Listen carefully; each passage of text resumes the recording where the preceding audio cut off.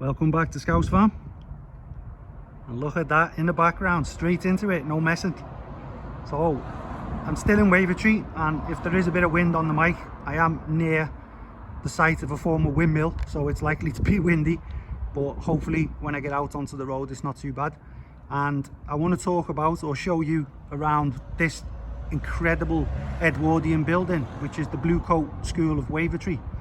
And the school itself, or the school system, was originally founded in 1708, and it was a school originally for teaching poor children to read, write and cast accounts. And it was established by a Brian Blundell and a Reverend Robert Stythe, and they opened an actual school building in 1718 in Liverpool town centre, which is now the Bluecoat Arts Centre. And that is another stunning building, but it's in town, and I don't really go into town much to film, so there have been articles about it in the local newspapers recently, so it's worth a little look anyway, because it's a gorgeous building. But I will leave a link down below to some history of the school, and you'll be able to see that picture anyway. And yeah, it was in 1718 it was housed in the Bluecoat Arts Centre, and many of the pupils that were taught there were basically apprentices to gain practical trades, especially trades around the maritime industry, which was massively prominent for Liverpool. But seeking quieter surroundings, because they weren't happy with all of the pollution and things in the town centre, they decided to move down here to Wavertree.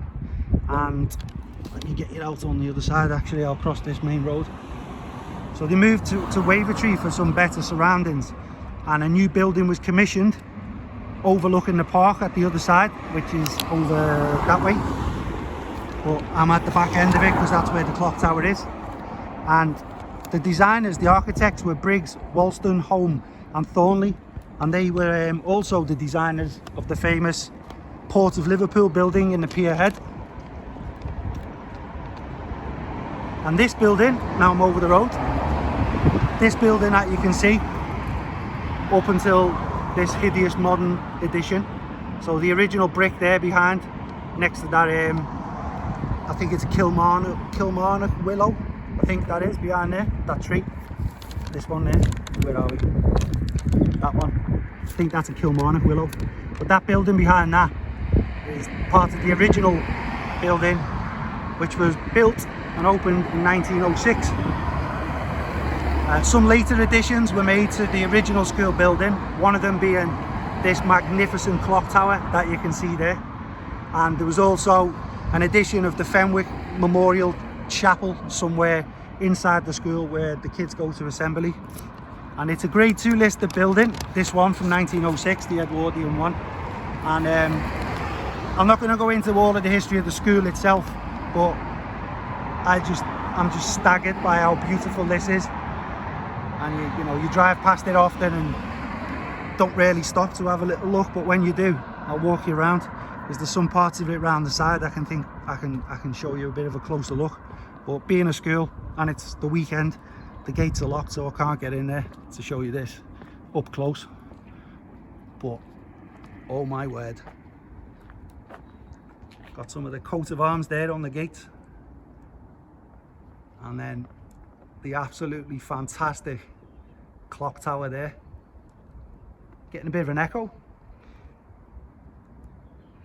But when I drove past, I looked at it, I assumed it was a Carnegie building, because it's got quite a few features that make me think of that Toxteth Library, which was a Carnegie built library, but it isn't. I just mentioned then it's by the architects who designed the Port of Liverpool building.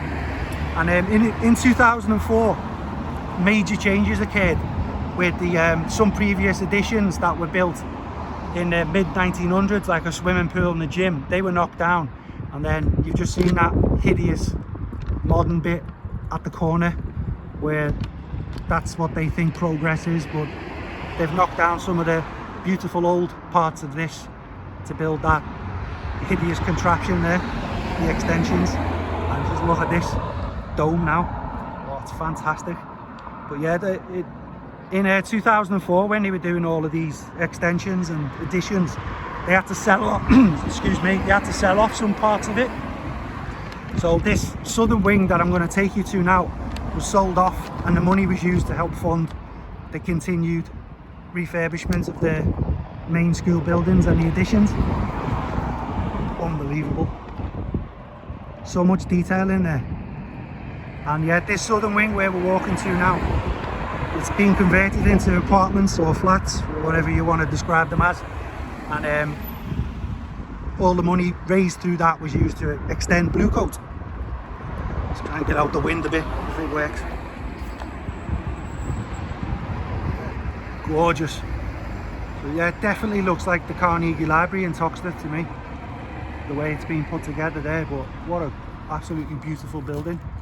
And just a little bit more on the school itself. The school's alumni association is called the Brotherly Society, and that was founded in 1838. And the alumni themselves, the former pupils, are known as Old Blues.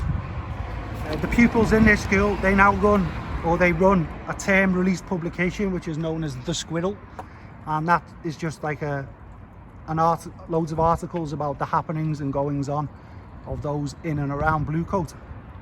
So it's just to keep people updated on what's going on with the school. And some famous people, there's quite a few famous people who have attended this school in the past, but I'll just name three. Alfred Lennon, who's John Lennon's dad, he went to this school. And I'm going to name a couple more recent ones. There's Steve Parry, who's a GB swimmer. I think he went to the Olympics and things. And Kevin Nolan, who's a footballer from Liverpool, he's an alumni of this school as well. So I'll walk you around now to show you the southern aspect of it. I think I can walk up a car park and get a closer view, but some of the detail in this building is just staggering. I love it. And that, you know, 1906, so it's not like it's massively old, but look at the attention to detail in a lot of the architecture and the design of this building, and built predominantly just to be a school. They really did think about it, because it used to be a boarding school. People used to live here, so it was a grammar boarding school.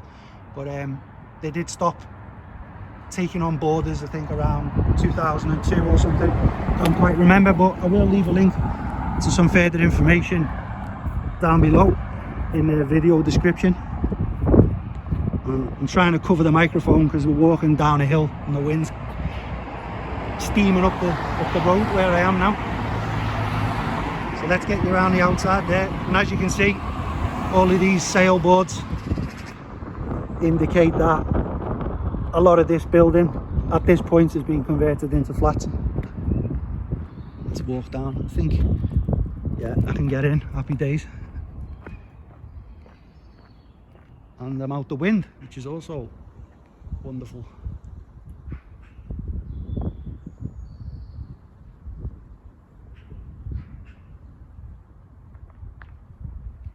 Absolutely beautiful. So I'm not too sure if a lot of the flats are for sale or rent, but if you want to live in this beautiful building, there are quite a few vacant units by the look of it. So I imagine they're expensive to live in, but what a place to be. I think that's, yeah, this must still be flats as well, I think, because oh wow. Let's have a little mooch about.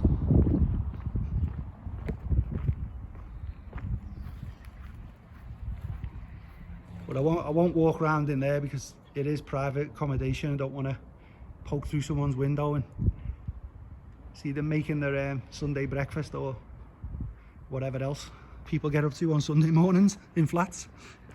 So let's get you down here.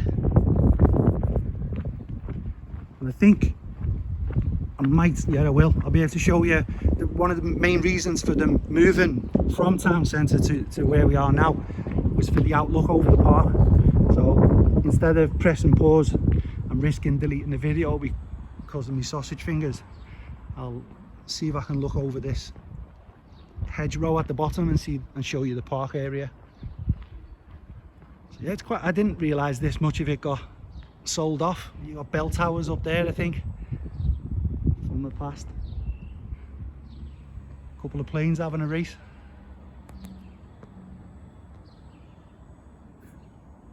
That one's winning.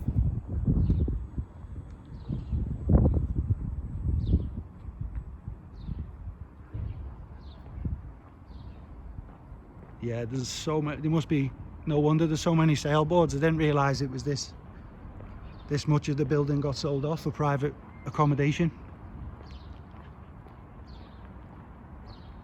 Just imagine the cost to build something like this today, from start to finish, in that style, using those materials, the stone, the lead, all of the decorative features, the masonry, and then that, yeah, that's a great little touch there.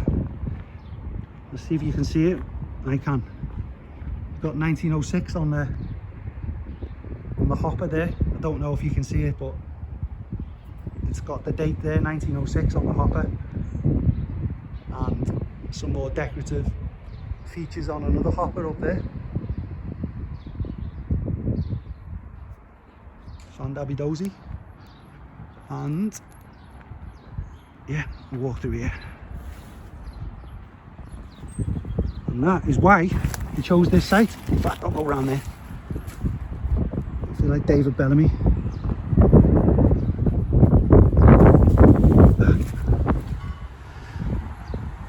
Note to self, don't walk through bushes when you're just wearing a t-shirt.